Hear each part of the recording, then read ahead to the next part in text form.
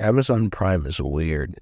Like, I look at the Lord of the Rings, the Rings of Power, and the Wheel of Time, and I think to myself, how in the actual fudge did someone write and direct and produce this thinking that it was good?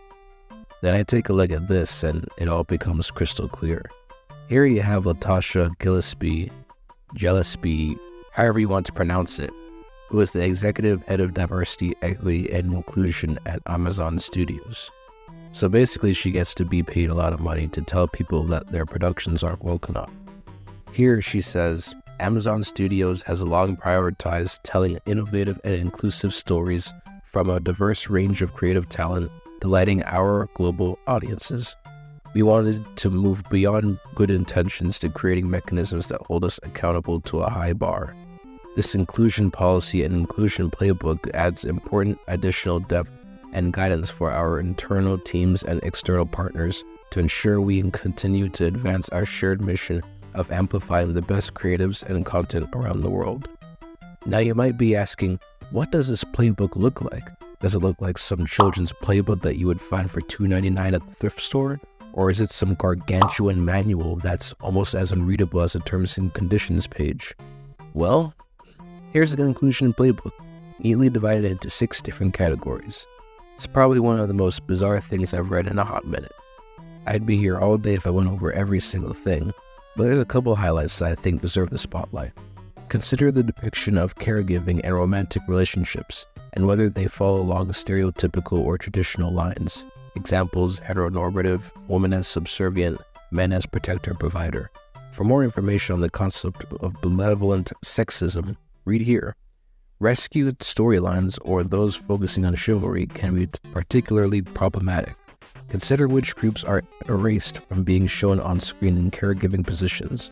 For example, the LGBTQ community is rarely shown in parental roles or as relational partners, yet between 2 and 3.7 million US children have one or more LGBTQ parent.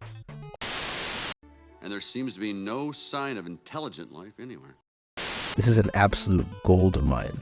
Listen. If you hold a door open for a woman, that's benevolent sexism. If you pay for a woman's dinner when you're out on a date, that's benevolent sexism. Don't you ever dare commit the heinous crime of offering to take a woman home. That's next level benevolent sexism.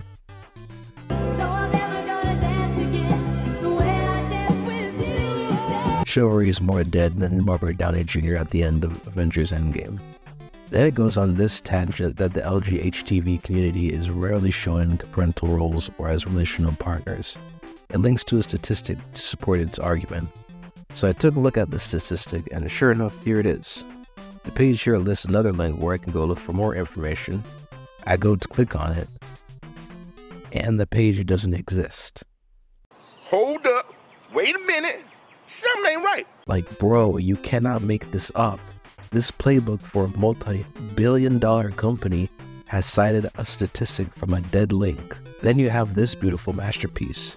Each film or series with a creative team of 3 or more people in above-the-line roles, directors, writers, producers, should ideally include a minimum of 30% women and 30% members of an underrepresented racial ethnic group. These aspirational goals will increase to 50% by 2024. On creative teams with fewer than 3 people, we prefer that at least one writer, director, or producer be a woman and/or member of an underrepresented racial ethnic group. A single team member can fulfill one or more of these identities. I love that they don't even care that this is just blatant racism and sexism against white men.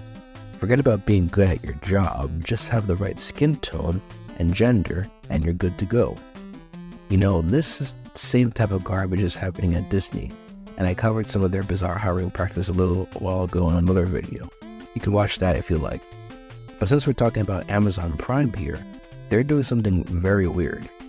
Yes, they made trash like The Rings of Power and Wheel of Time, but they also made Reacher and The Terminalist.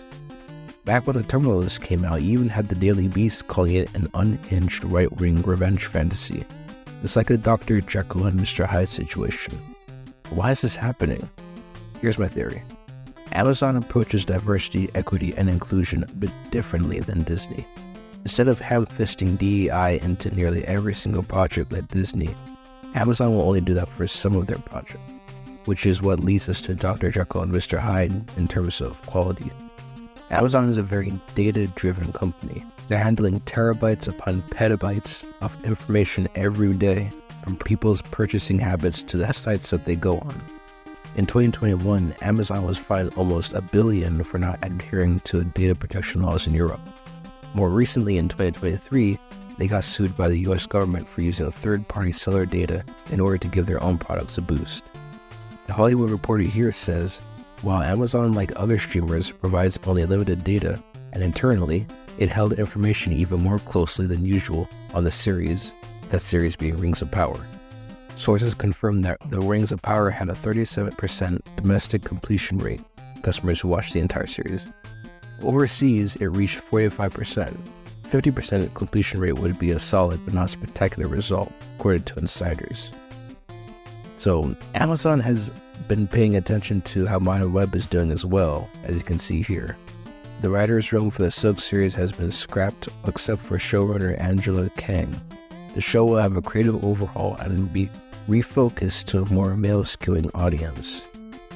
I mean, I could rip on Amazon for this, since it should have been geared more towards a male audience in the first place.